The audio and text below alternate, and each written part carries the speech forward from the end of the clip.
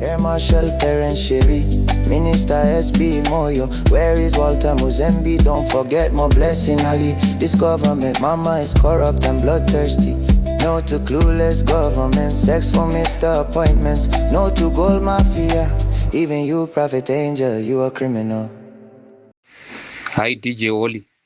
I was saying, in the event that President Mnangagwa signs CAB3, while legal challenges are pending, like our case where we're challenging CAB3, and the Constitutional Court later decides and declares that CAB3 is unconstitutional, CAB3 will be nullified, and the law will just revert to the status quo, the current status quo, or to the text of the Constitution of 2018. So it's not about stampeding, it's not about rushing, as we are seeing Mnangagwa and these MPs are doing, rushing parliamentary process as if the legality depends on speed. The legality of CAB3 relies solely on its consistency to the current constitution of Zimbabwe.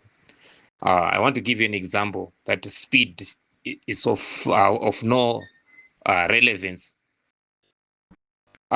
We challenged the constitutionality of CAB1, where the president grabbed the powers to appoint judges, and the case was heard on the 16th of March.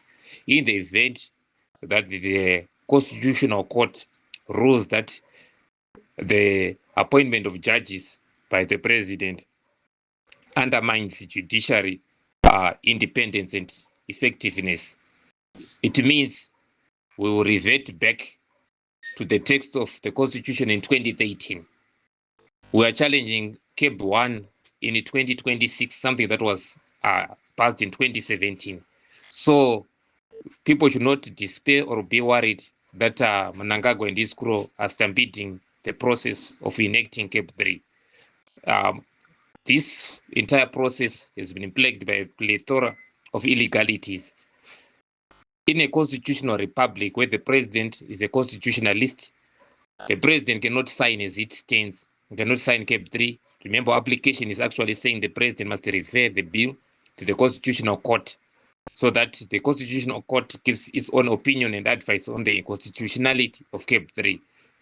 But he knows that CAB3 is an illegality, so he's trying to stampede and sign it in defiance of normal court processes where there is actually an application where he is supposed to respond to and wait a verdict from the Constitutional Court.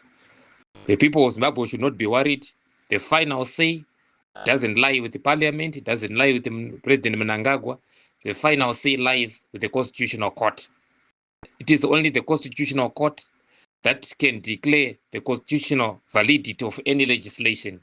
It is only the Constitutional Court that can determine whether the president and parliament's conduct is constitutional. So this is what we are taking to the Constitutional Court. It's a case already that is pending before the Constitutional Court of Zimbabwe. So the people of Zimbabwe should not despair, because today I understand people are sad and angry by the betrayal that has been exhibited in the Parliament of Zimbabwe, in particular by Chamisa's erstwhile MPs who have voted together with ZANU-PF to give CAB3 an overwhelming majority. So come 2028, the people of Zimbabwe are going to punish ZANU-PF. They are going to teach it a lesson that they have not known since 1963 for defying and betraying the people and the Constitution of Zimbabwe. Like I was saying 2 weeks ago, it is good that they vote openly so that the people of Zimbabwe will know who are the traitors. What we don't have in Zimbabwe are conviction politicians. We have got people that are not driven by principles, people who are not driven by integrity or convictions. We have people, politicians of the stomach, traitors.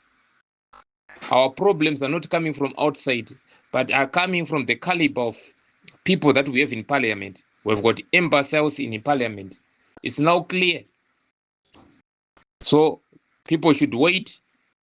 The main thing remains that when you are we do get called to the Constitutional Court, our arguments have to be strong.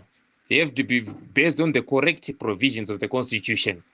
Like I remember I was saying, the correct argument should be based on Section 2(1) of the Constitution of Zimbabwe, Chapter 1, Section 2, Paragraph 1, where it says any law, any conduct that is not consistent with the Constitution of Zimbabwe is null and void to the extent of the inconsistency.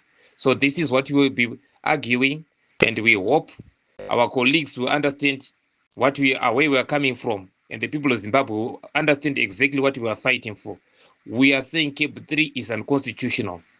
We are not going to the Constitutional Court to fight for a referendum. No, we are saying it's an illegality. It does not entrench democracy. It's not a bill to amplify or foster the freedoms and rights of the people of Zimbabwe. It's actually a bill to curtail the freedoms and rights of the people of Zimbabwe. It's all about long presidency, long parliament without the popular consent of the people of Zimbabwe. So we are going to defeat this bill. As long as we go to court and argue from the correct provisions and chapters of the Constitution of Zimbabwe, we are going to win. So the people of Zimbabwe should not despair because of parliamentarians. We expected betrayal by Chamisa's former MPs. It's a very sad day for Zimbabwe to see that actually we've got sellouts. We thought there were sellouts in the liberation struggle, but we've got Zinja Tropas with us today. It's very sad. Their names are engraved in stone. Their shame shall not be wiped away. They shall have no place to hide their shame. Their legacies are besmirched. ZANU-PF decline has started today. This is the end of the beginning of ZANU-PF. In 2028 elections, it's going to be a massacre for ZANU-PF. Its supermajority has ended. The people of Zimbabwe will not forgive ZANU-PF for betraying and defying the Constitution of Zimbabwe and the people of Zimbabwe. I thank you.